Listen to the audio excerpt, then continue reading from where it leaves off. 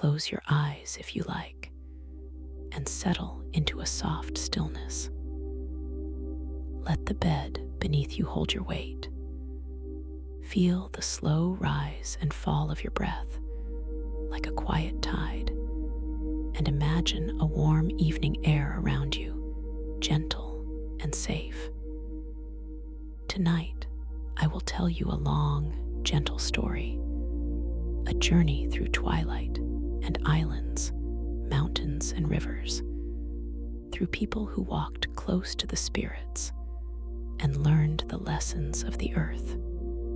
The voice you hear now will guide you through tales of starlights and sugarcane, of heroes who traveled between sky and soil, and of ordinary folk whose small acts became legend. Each tale will be slow and patient, like the turning of the moon, and you may drift anywhere along the way. In the beginning, in a valley ringed by dark ridges and crowned with starlight, people gathered around a low fire. They wrapped soft blankets round their shoulders, smelled the smoke and the sweet sour of the chew of betel nut, and listened. Storyteller's voice rose and fell like the whisper of a stream. He began with a woman named Aponibalanayan. Once, searching for tender greens, she found a vine that spoke more than a vine ever should. It wound itself gently about her and lifted her, quiet as a lullaby lifting a child, all the way up through the cool air until she reached a place where earth felt like sky. The topsoil there was soft as beads. The spring was rimmed with gold, and tall betel nut trees kept watch like bright-limbed sentinels. Aponibalanayan hid in the palm of such a tree, small and astonished, until evening brought home a being called Inayanit, the sun. He was no blazing glare there at night, but a man who returned from his work in the sky to rest. When this gentle sun came in from the day, he found rice on his fire and a woman asleep where light should never sleep. And in that quiet, they found one another. She cooked a stick in a pot, and fish came from the boiling water. And he, who had known the whole wide day, discovered that the heart can carry secret warmth, a light that is not from the sky. They were married. They kept their mysteries. She would drop a stick in the pot, and the stick, by magic and by kindness, became food for both of them. Once, moved by a longing to share his daily work, the woman asked to go with the sun as he rose. He warned her gently, soft and trembling. The noon is hot and hard. She wrapped herself in blankets as if to hold coolness close. And when noon came, the heat melted her into oil. Inayanit, with a tenderness only a guardian of light could have, bottled her, wrapped her, and let her fall back to earth cushioned in his love. There, a woman gathering water found the bundle and unwrapped a miracle.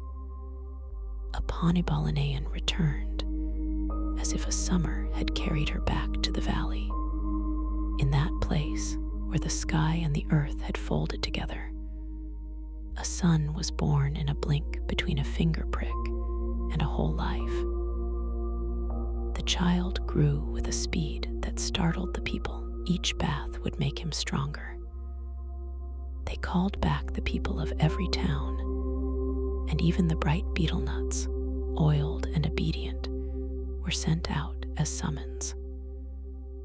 The sun, humbled by the insistence of those little oiled tokens, came to the ceremony, and so the story goes, appeared first as a round, heavy stone.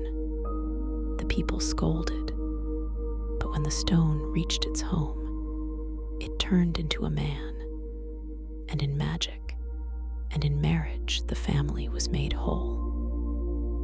Their life, woven of jars and gold and strange gifts, carried on. Apanibalanayan's story does not end there, for she appears again in woven tales where beauty and bravery cross the threshold of ordinary life. Later, in another village, Gawagon of Adasan, a man of power, a craftsman of houses and wells, fell in love with her fame. A boat of journeys and a fragile pride led Gawagon. And when things failed to go well, fate curled its map in a new direction. Apanibalanayan at last married Kadaadawin after a long wandering, and a jealous rival would take terrible measures before truth and courage brought everything into balance. In those tales, as in the hush of that mountain night, people trick and are tricked. Men ask for beautiful brides and pay prices in jars and dances. Mothers and fathers speak of how a spring is made when a head is placed in the ground and becomes water. There is a kind of magic here that tastes like salt and haloed light. The idea that life, sorrow, and joy are braided together and can be mended again by songs, by ceremonies, and by love. One bright star maiden, Gegioma, sometimes visited the earth to nibble sugarcane. When she saw the tall stalks grown by Apanatalo and Apanibalanayan, she called the stars to pluck sweet pieces for her. The stars, delicate and obedient, sent down gold and tiny wonders, and Apanatalo watched with awe as lights fell, and a woman with the glow of the sky stood in his field. She took his name in betel nut ceremonies, as one does wear names or promises, and she swept him up into a silken basket bound to the night. Up, they went into the starry house, where Bagbagak, the big star, and Sinag, the moon, watched like an old couple who keep the world in portrait and memory. A child was born in the high place, smiling like a comet, and when Apanatalo returned to earth, he would move between two homes, a man whose feet found both dust and a path of light. These stories are not hurried. They stand in the doorway of sleep, inviting you to step in slowly. Another son, Kanak, grew strong and brave. He guarded rice in a watch house, lonely as any child left with little to do. So he learned an ancient thing. He turned himself into a bird and roamed the trees, watching for signs. Birds were messengers then, and sometimes boys choose the song of flight over the warm, ordinary stick of earth. Yet these transformations are gentle and patient, and often lead to marriage and the building of a home.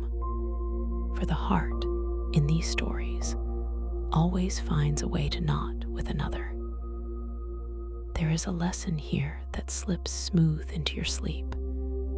Courage is not always thunder. Sometimes courage is the patience of a seed that waits while the rains pass. There are smaller tales, too, that make the body rest. A man and a lizard once went to steal ginger.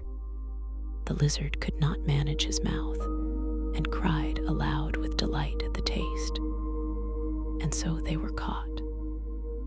The turtle, patient and quiet, hid under a shell, and called softly until the old man, baffled, died of worry. The slow wins only occasionally, but it often wins in the end, an old comfort when the night presses in. Consider the story that the moon carries dark spots, because once the sun and the moon quarreled. The sun flung sand into the moon's face and left her with small, cool freckles.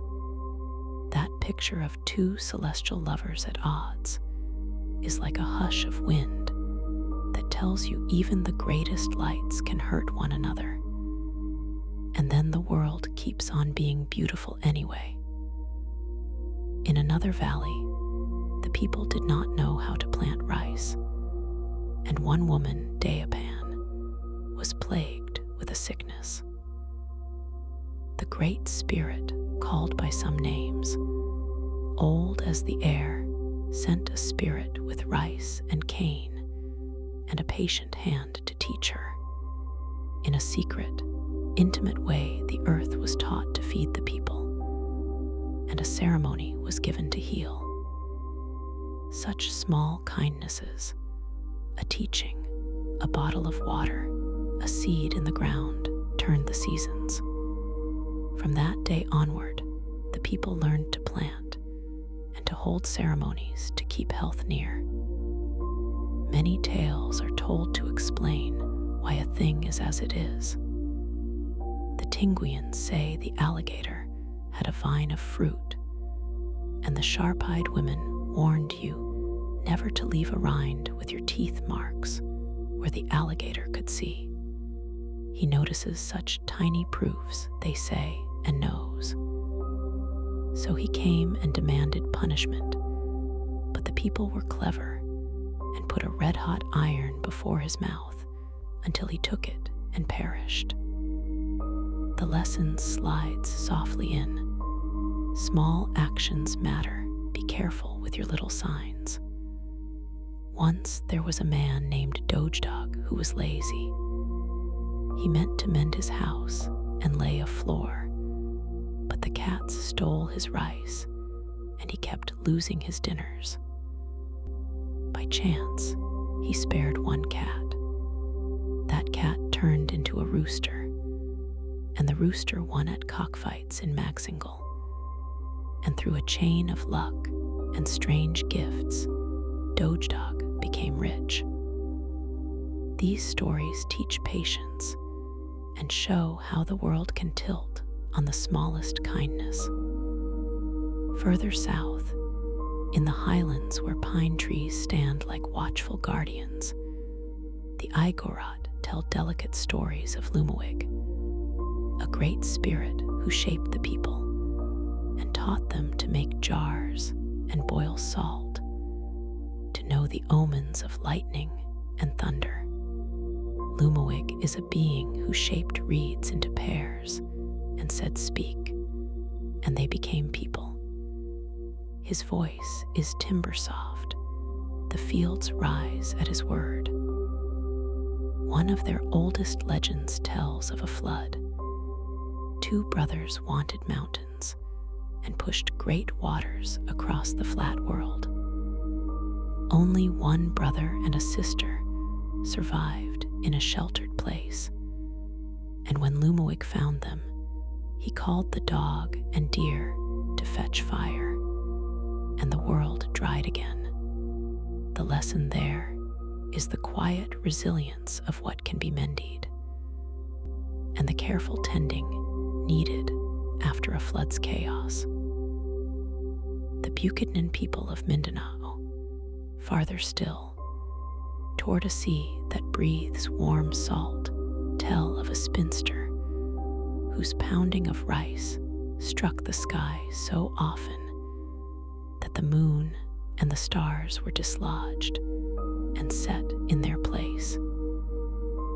The beads that a woman hung on the sky became stars.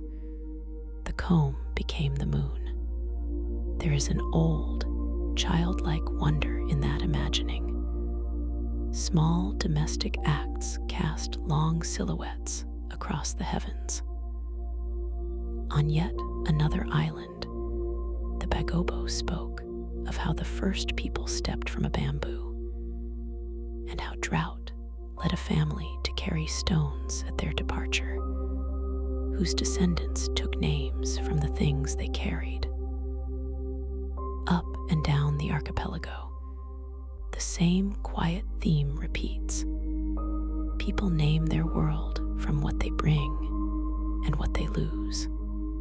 In the deep green forests of Mindanao, there are also tales of great trials. Heroes such as Suleiman and Indarapatra flew through the air, went to the places where the monsters lived, massive beasts that devastated fields and villages, and became both sorrow and salvation for the people. When Suleiman met a monstrous rattan creature and was felled by a wing, a distant brother at a far window saw his sapling wither, and grief and love crossed the sea like a thread. In the wake of such fierce legends, you feel the human heart's attempt to name danger and to make right once more.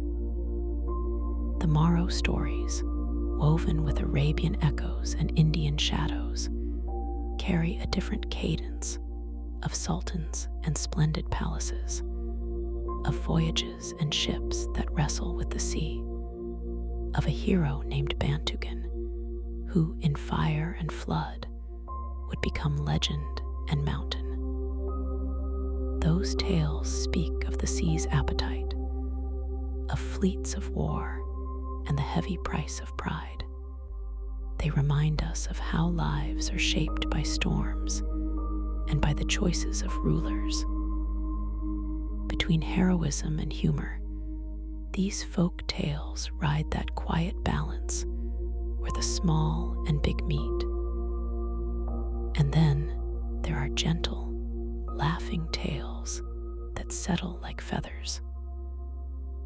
A monkey planted a banana where he ought not, and was outwitted by a turtle who kept patient and clever, and the monkey was lost to his own haste. Another time, a poor fisherman thought he had caught the priest, a giant white fish, and in a rush of fear, he and his wife fled, so frightened by the sound of bells and guns, and holiday that they died with panic in their last breath. These stories are soft warnings. Fear can become an unkind cloak that chokes the simple life. Among the islands, the Visayan people share bright, small parables. The sun and the moon, married and often at odds, have children who are stars. The moon waits until the sun is gentle, but when he overreaches, he burns what he touches. She picks up a banana tree to strike him, and he throws sand that still freckles her face. It is a quiet, human quarrel on a celestial stage, and the dark marks on the moon are remembered as their old argument. In the Visayan salt air, there is the first monkey story, where a lazy boy is changed into a monkey for his cruelty, and the grandmother's harsh lesson becomes the origin of a whole, lively family of tree dwellers. There are very gentle fables too, like the one about the coconut tree. A hunter found a strange sprout and revived it with the blood of a bird, a monkey, and a pig. The tree thrived and gave tuba, and the man taught that a little liquor can make a man noisy or silly, depending on how much he drinks. This is a soft moral wrapped in a warm smile. Many of these tales explain small things: why dogs wag their tails, why hens scratch the ground for a ring they once dropped, why the spider hates the fly. Each story is an evening's lesson folded into the shape of a song. When the spider begged a fly to wed, and the fly threw boiling water, the spider vowed to hate flies forever. And that is why the spider still sets its web and waits, while the fly, heedless, buzzes. These small etiologies are like lullabies for everyday curiosities. The stories move at the pace of a breathing world. They are not rushed. They linger at the edges of things, allowing you to wander between images. A girl unwrapped from a white squash, the baby's bathwater turning into gold, a boy who could not learn to plant, and yet became the constellation that tells the people when to sow. A hero whose head is used as a drum, and then sewn back to life by a son who will not cease until family is whole. Listen once more to the hush and hush of the final part of the gathered tales. Old men who could fashion the earth from a pile of skin and clay. Giant crabs who open the tide by sweeping their claws. Star maidens who drop their dresses and are half rainbow and half woman.